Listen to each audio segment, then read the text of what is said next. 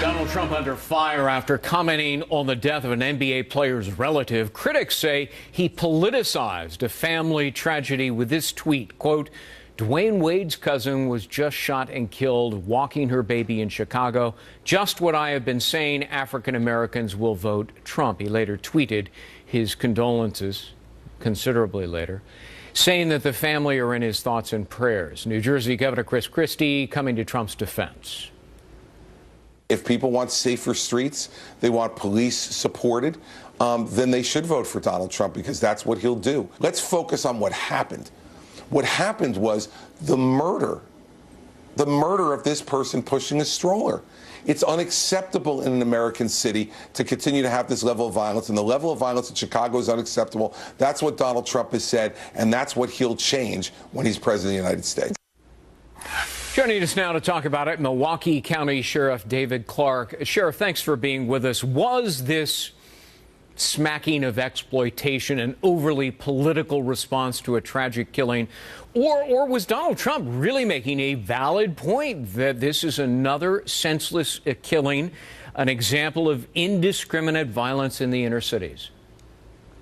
Good for Donald Trump. The only reason he's taking heat for this from the left and from the Democrats and from Mrs. Bill Clinton is because he's putting the focus and the spotlight where it should be, these hellholes called the American ghetto here in the United States. We've heard nothing from Barack Obama with all this carnage taking place, not just in Chicago, but all across the American ghetto. We've heard nothing in Chicago from Rahm Emanuel, nothing from the governor, Rauner. We've heard nothing from Clinton on this carnage.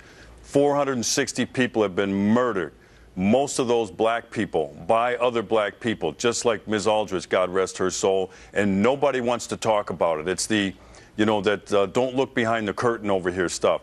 Over 2,700 people have been shot in the great city of Chicago this year in non-fatal shootings. 455 people have been murdered in Chicago against, here's another statistic.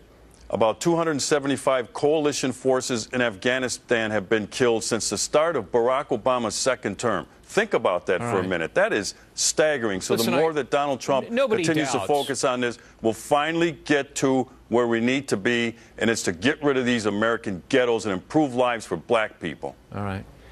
Donald Trump tweeted out yet again several tweets this morning. I'll just read his first one. Now that African Americans are seeing what a bad job Hillary-type policy and management has done to the inner cities, they want Trump. A few days ago, of course, he said that African Americans will vote Trump. That's a direct quote.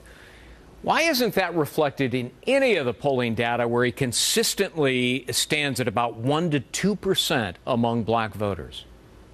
Well, look, this is a recent strategic move on the part of Donald Trump. I think it's brilliant, though, because the Democrats and Mrs. Bill Clinton never saw this coming. They've now had to spend money and resources on putting out ads to fight off this attempt by Donald Trump to plead for the black American vote. So, if they're reacting to it, that's where you want them to be. They know that they have a problem if people start to open their eyes, black people. It's not going to happen overnight. Everybody wants this instantaneous movement of the needle. I'm not predicting any seismic shift here, but now we're talking about what we need to be talking about in terms of the American ghetto, cities like Chicago, Baltimore, St. Louis, Los Angeles, Milwaukee. We have to do something about this. We have to improve the quality of life for black people. I don't care how uneducated and impoverished they are. Okay, we still have to do something about it. Donald Trump is the only one that wants to talk about it. Donald Trump can do that. It was just last week, essentially, that he said he could solve the gun violence in Chicago within a week.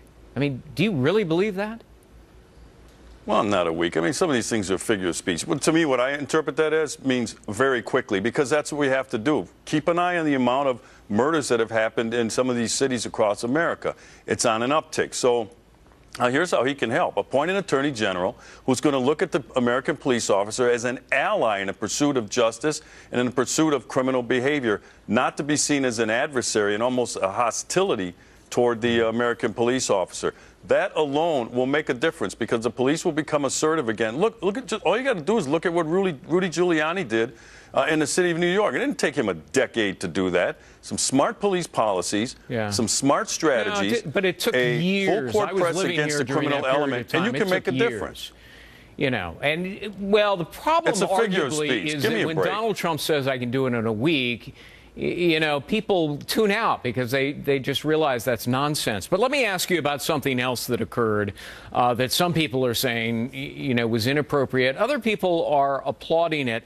The MTV VMA Awards last night, Beyonce was there. She brought to the red carpet, and there they are, the mothers of people killed in interactions with police. Then during the show, she had her backup dancers create an image of people being shot down with red lights flooding the stage. What's your reaction to all of that? Nothing. And look, I don't listen to Beyonce. I don't buy her music. I'm a country music fan, but it's pretty obvious to me that she used them as a backdrop. Look, we all love moms. Moms are great. Those moms suffered a great loss. Many of their sons were involved in behavior that contributed to their own demise, okay? But that doesn't mean that we should come down on moms. But we all know Beyonce's a one-percenter, and all she's trying to do is you know, get her book stamped that she's down with the struggle. She doesn't care about these people either. How much money has she donated to any of these causes that she claims to support? And it's like any other Hollywood elitist, okay? Right. It's all theater. Right. Sheriff David Clark, pleasure to have you with us today. Thanks for being here. Thank you. All right. Thank you.